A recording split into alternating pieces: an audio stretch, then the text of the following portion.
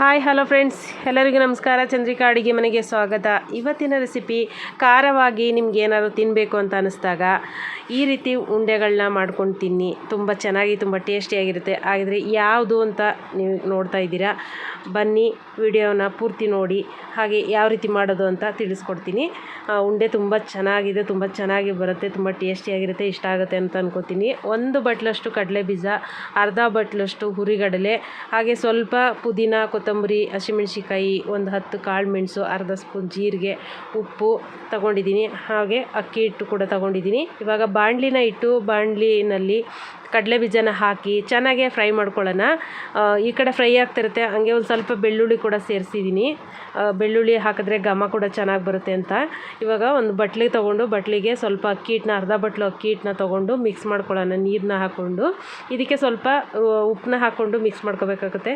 ಎಷ್ಟು ಬೇಕು ಅಷ್ಟು ನೋಡಿಕೊಂಡು ಸ್ವಲ್ಪ ಉಪ್ಪನ್ನ ಕಡಿಮೆ ಹಾಕ್ಕೊಳ್ಳಿ. ನೀರನ್ನ ಹಾಕ್ಕೊಂಡು ಮಿಕ್ಸ್ ಮಾಡ್ಕೊಳ್ಳೋಣ. ಇವಾಗ ಈ ಕಡೆ ಮಿಕ್ಸ್ ಮಾಡ್ಕೊಂಡು ಎತ್ತಿಟ್ಕೊಳ್ಳೋಣ. ಫಸ್ಟು ನೀರನ್ನ ಸ್ವಲ್ಪನೇ ಹಾಕ್ಕೊಂಡು ನಾನು ತೋರಿಸ್ತೀನಿ. ಅದೇ ರೀತಿ ಮಿಕ್ಸ್ ಮಾಡಿ ಸ್ವಲ್ಪ ನೀರನ್ನ ತುಂಬ ನೀರು ಮಾಡ್ಕೊಳಕ್ಕೆ ಹೋಗಬೇಡಿ, ತುಂಬ ಗಟ್ಟಿಯಾಗೂ ಮಾಡ್ಕೊಳಕ್ಕೆ ಹೋಗಬೇಡಿ, ಒಂದು ಹದವಾಗಿರಬೇಕು. ಇವಾಗ ಇದು ಮಿಕ್ಸ್ ಆಗಿದೆ. ಇದಕ್ಕೆ 1 ಸ್ಪೂನಷ್ಟು ಮೈದಾ ಹಿಟ್ಟನ್ನ ಸೇರಿಸ್ತಾ ಇದ್ದೀನಿ. ಹೊಂದ್ಕೊಳ್ಳೋಕ್ಕಷ್ಟೇ, ಇದು ಉಂಡೆಗಳು ಹೊಂದ್ಕೊಳ್ಳೋಕ್ಕಷ್ಟೇ. ಅದು ಉಂಡೆ ಮಾಡಿ ಇದ್ರೊಳಗಡೆ ಹಾಕಿದಾಗ ಅದಕ್ಕೆ ಅಂಟ್ಕೊಳ್ಳೋಕ್ಕೆ ಈಸಿ ಆಗುತ್ತೆ ಅಂತ ಒಂದು ಸ್ವಲ್ಪ ಮೈದಾ ಹಿಟ್ಟನ್ನ ಸೇರಿಸಿ ಮಿಕ್ಸ್ ಮಾಡ್ತಾಯಿದ್ದೀನಿ. ಇವಾಗ ನೋಡಿ, ಇವಾಗ ಗಟ್ಟಿಯಾಗಿದೆ, ಈ ರೀತಿ ಗಟ್ಟಿಯಾಗಿದೆ. ಇವಾಗ ಕರೆಕ್ಟಾಗಿದೆ ಇದು. ಇವಾಗ ನಾವು ಕಡಲೆ ಬೀಜನ ಸಿಪ್ಪೆ ತೆಗೆದು ಅರ್ಧಂಬರ್ಧ ಸಿಪ್ಪೆ ತೆಗೆದು ಇಟ್ಕೊಂಡಿದ್ದೀನಿ. ಇವಾಗ ಎಲ್ಲನೂ ಕೂಡ ಮಿಕ್ಸಿ ಜಾರ್ಗೆ ಹಾಕ್ಕೊಂಡು ರುಬ್ಕೊಬರೋಣ. ಕಡಲೆ ಬೀಜ ಮತ್ತು ಹಸಿಮೆಣ್ಸಿಕಾಯಿ, ಜೀರಿಗೆ ಎಲ್ಲನೂ ಕೂಡ ಹಾಕ್ಕೊಂಡು ಇದಕ್ಕೂ ಸ್ವಲ್ಪ ಉಪ್ಪನ್ನ ಸೇರಿಸ್ತಾ ಇದ್ದೀನಿ. ಅದಕ್ಕೂ ಕೂಡ ಹಾಕಿದ್ದೀನಿ, ಇದಕ್ಕೂ ಕೂಡ ಉಪ್ಪನ್ನ ಸೇರಿಸ್ತಾ ಇದ್ದೀನಿ ಇದು ರುಬ್ಬೋದಕ್ಕೆ. ಸ್ವಲ್ಪ ಇವಾಗ ಕೊತ್ತಂಬರಿ ಮತ್ತು ಪುದೀನ ಎಲ್ಲ ಹಾಕ್ಕೊಂಡು, ಜೀರಿಗೆ ಮತ್ತು ಮೆಣಸು ಎಲ್ಲ ಹಾಕ್ಕೊಂಡು ನಾವು ಫಸ್ಟಿಗೆ ಪುಡಿ ಮಾಡ್ಕೋಬೇಕಾಗುತ್ತೆ, ಪೌಡರ್ ಥರ ಮಾಡ್ಕೋಬೇಕಾಗುತ್ತೆ. ಫಸ್ಟಿಗೆ ನೀರನ್ನ ಹಾಕೊಳ್ಳೋದಕ್ಕೆ ಹೋಗಬೇಡಿ, ಇಲ್ಲಾಂದರೆ ಪಾಯಸ ಥರ ಆಗಿಬಿಡುತ್ತೆ. ಆಮೇಲೆ ರುಬ್ಬಿದ ಸ್ವಲ್ಪ ಗ್ರೈಂಡ್ ಆದಮೇಲೆ ಸ್ವಲ್ಪ ನೀರನ್ನ ಹಾಕ್ಕೊಂಡು ಒಂದು ಸರಿ ಗಿರ್ರ ಅಂತ ಅನಿಸಿದ್ರೆ ಸಾಕು.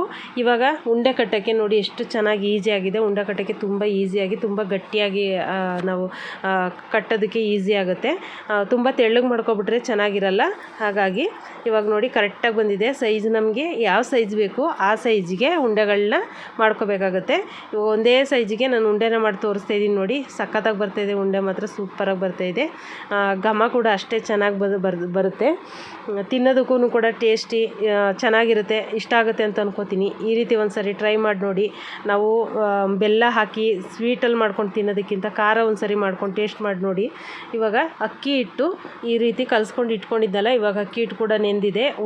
ಮಾಡಿರೋ ಉಂಡೆಗಳನ್ನ ಇದರಲ್ಲಿ ಹಾಕ್ಬಿಟ್ಟು ಒಂದೊಂದಿನೇ ಅದ್ದಿ ನಾವು ಸ್ಪೂನ್ ಸಹಾಯದಲ್ಲಿ ಈ ರೀತಿ ಆ ಕಡೆ ಈ ಕಡೆ ಒಡಿಸ್ಬಿಟ್ಟು ಎತ್ತಿ ನಾವು ಹಾಕಬೇಕಾಗುತ್ತೆ. ಇದರೊಳಗಡೆ ನಾವು ಎಳ್ಳುಂಡೆ ಯಾವ ರೀತಿ ಮಾಡ್ತೀವೋ, ಚಿಕ್ಕಿ ಉಂಡೆ ಅಂತ ಹೇಳ್ತಾರೆ ನಮ್ಮ ಕಡೆ, ಅದೇ ರೀತಿ ಇದು ಕಡಲೆ ಬೀಜದಲ್ಲಿ ಮಾಡಿ ತೋರಿಸ್ತಾ ಇದ್ದೀನಿ.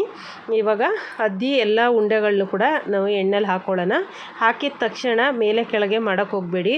ಒಂದು ಸ್ವಲ್ಪ ಅದು ಅಕ್ಕಿ ಹಿಟ್ಟು ಎಲ್ಲ ಸ್ವಲ್ಪ ಫ್ರೈ ಆಗಬೇಕು. ತಕ್ಷಣ ಮಾಡೋಕ್ಕೆ ಹೋದರೆ ಒಡೆದೋಗೋ ಚಾನ್ಸಸ್ ಇರುತ್ತೆ. ಅದಕ್ಕೋಸ್ಕರ ಇವಾಗ ನೋಡಿ ಮೇಲೆ ಕೆಳಗೆ ಸ್ವಲ್ಪ ಹಾಗೇನೆ ಸ್ವಲ್ಪ ಬೆಂದ ಮೇಲೆ ಕೆಳಗೆ ನಾವು ಒಡಿಸ್ಕೋಬೇಕಾಗತ್ತೆ. ಇವಾಗ ಉಂಡೆಗಳು ರೆಡಿಯಾಗಿದೆ. ಇಷ್ಟ ಆದರೆ ಸಾಕು, ತುಂಬ ಬೇಯೋದು ಬೇಡ.